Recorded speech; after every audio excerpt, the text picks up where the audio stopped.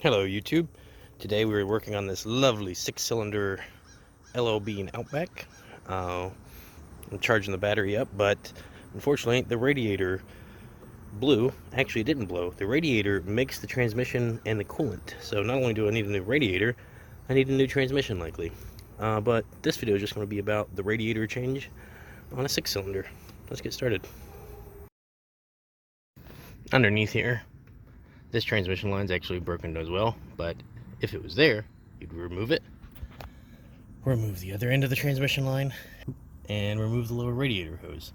Have a catch pan under, catch all this, let it drain out, and that's all we need to do underneath here, other than disconnecting the fan. Go ahead, disconnect this little box. I believe it's a fan controller, since it's going to the fan. And that should be it. After that, we want to remove this bracket. This holds the prop rod for the hood. We want to remove these two brackets. This one's a 10 mil, and these two are 12 mil.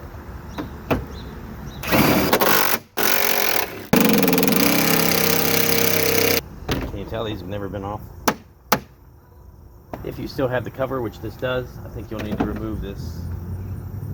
I don't know if it's necessary or not.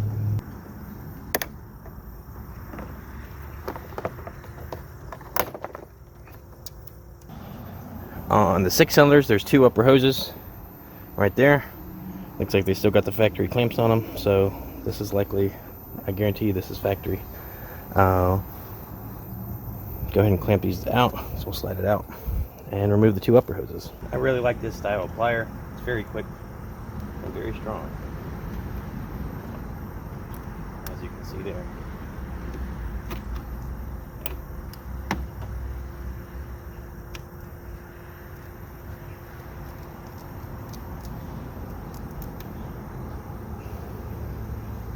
Bone dry. If you want, you can remove the other end of the hose.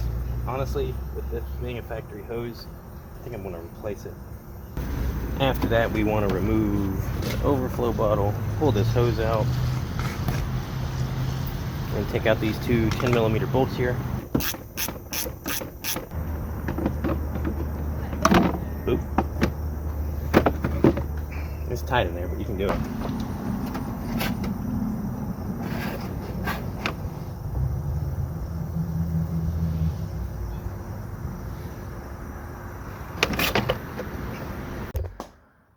So YouTube, this is the radiator out.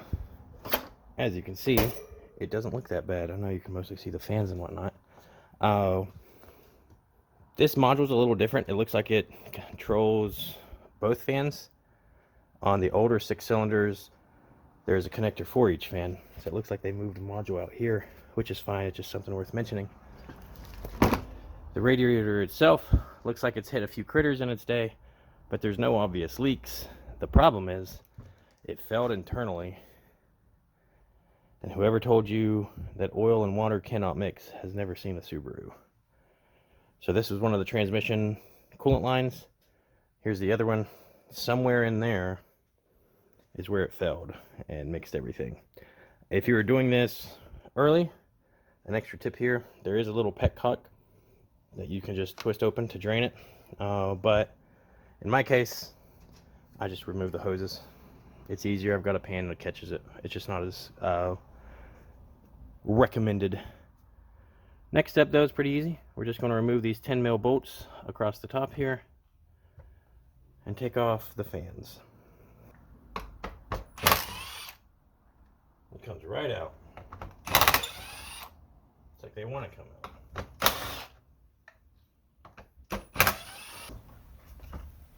Just like that. Now is also a good time to replace your radiator cap. You have it out anyway. But always use OEM radiator caps. And here's our new one. I got this offline. I'll link this in the description if you need it.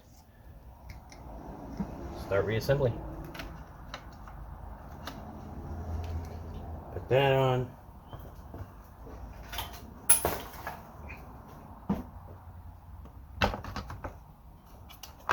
The pegs go in the bottom, and then it lines up with the top there.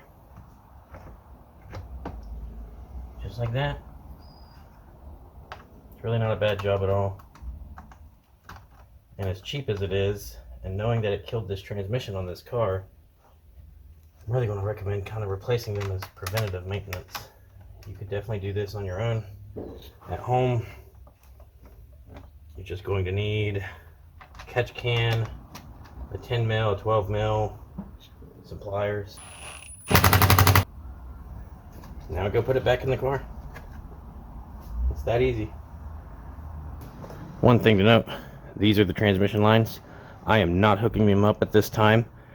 I'm just going to leave it off and bypass it so that the transmission fluid doesn't contaminate this. Because now the engine, once we refill it and put coolant in it, should be good to go. This guy right here, I call it a burp funnel because it burps. There's a little adapter that goes under the radiator cap, and then you put it in. There's also a stop, so you can take it out if you need to without spilling anything. It is a wonderful tool. It is like 20 bucks. Go buy one. I'm only putting water in it right now because I want to flush the system and pressurize it, make sure there are no leaks before I put coolant in. I'd recommend doing that always, but especially right now. I'm definitely glad I'm flushing it because there's definitely oil in this coolant. The good news is the engine seems pretty happy. Once we burp it a bit, I'll turn it off, drain this water out, and I'll do another one of these, and hopefully I'll have less, and maybe do it a third time before I actually put coolant in. For somebody who's done this before the radiator is filled, all you need to do is put coolant in. What I normally do is I just put a gallon of coolant in, the stuff that's not mixed, and then I just put water in for the rest. It ends up pretty close to the correct ratio. But that is how you change the radiator on a Subaru 6-cylinder. Hope this video helps. Thanks for watching.